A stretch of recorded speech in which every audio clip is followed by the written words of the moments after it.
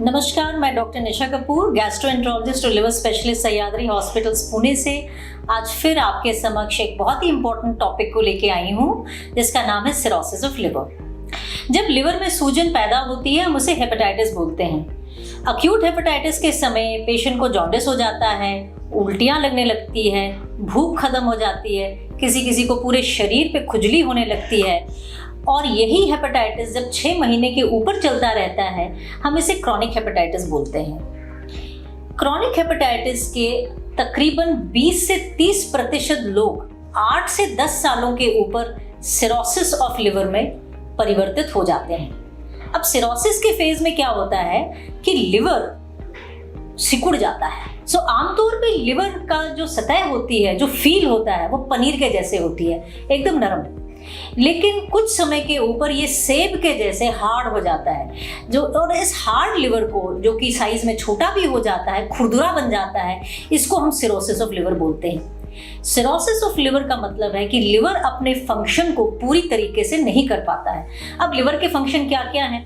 Protein बनाना, protein के साथ साथ हमारे जो एंटीबॉडीज का प्रोडक्शन है वो वहाँ से होता है, जो हमारे शरीर के क्लॉटिंग के फैक्टर्स होते हैं वो भी वहाँ बनते हैं।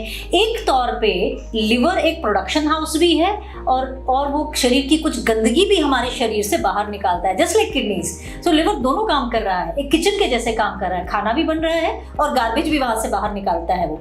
और जब लिवर की प्रॉब्लम्स होने शुरू होती हैं तो जब तक 40% के ऊपर का लिवर डैमेज नहीं हो जाता है हमें पता नहीं चलता है, क्योंकि पेशेंट बिल्कुल ठीक ठाक रहता है।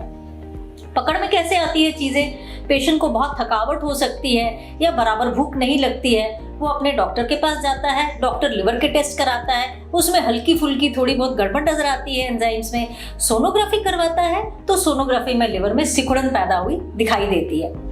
अब सिरोसिस ऑफ लिवर का इलाज कैसे हो?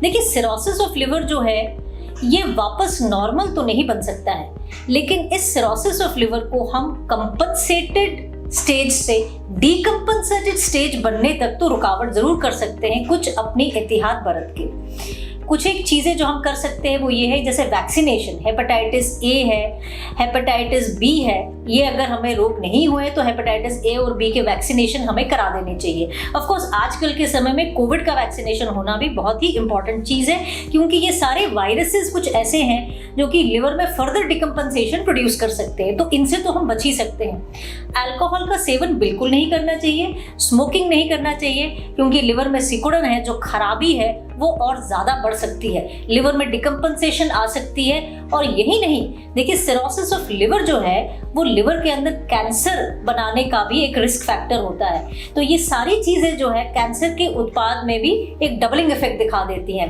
यानी अल्कोहल और स्मोकिंग। सो इनको तो बिल्कुल ही छोड़ देना चाहिए। हमें एक्सरसाइज प्रोटोकॉल एक बना के रखना चाहिए, खाना एकदम ताज़ा खाना चाहिए, पौष्टिक खाना चाहिए, प्रोटीन्स भरपूर लेने चाहिए, क्योंकि सिरोटिक लिवर प्रोटीन्स नहीं बना सकता है। सिरोटिक लिवर शुगर भी ज़्यादा स्टोर नहीं करके रख सकता है। नॉर्मली हमारे शरीर में शुगर ग्लाइकोजन के रूप में स्टोर रहता है, और जब हम खाली समय, काफ़ी लंबे समय तक खाली पेट रहते हैं तो यही ग्लाइकोजन है जो ग्लूकोज में कन्वर्ट हो जाता है। लेकिन सिरोटिक लिवर ये काम अच्छी तरीके से नहीं कर पाता है, इसीलिए सिरोटिक पर्सन को खाना नियमित रूप पे बराबर खाना चाहिए, लंबे समय के उपवास बिल्कुल नहीं करने चाहिए।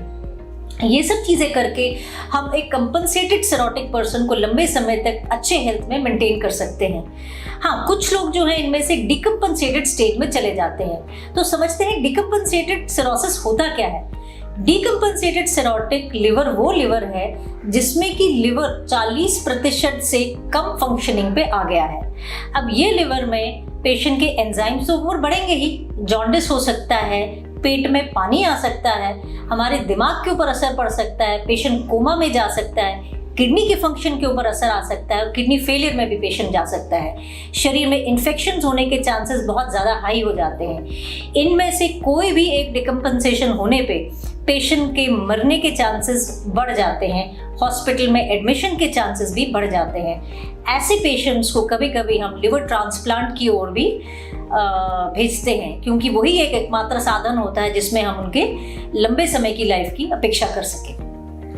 आशा करती हूँ कि ये छोटा सा टॉक आपको कुछ और क्वेश्चंस पूछने के लिए स्टिमुलेट करेगा और उन सवालों के जवाब में आगे फॉलोअप वीडियोस में आपको अवश्य दूंगी। धन्यवाद।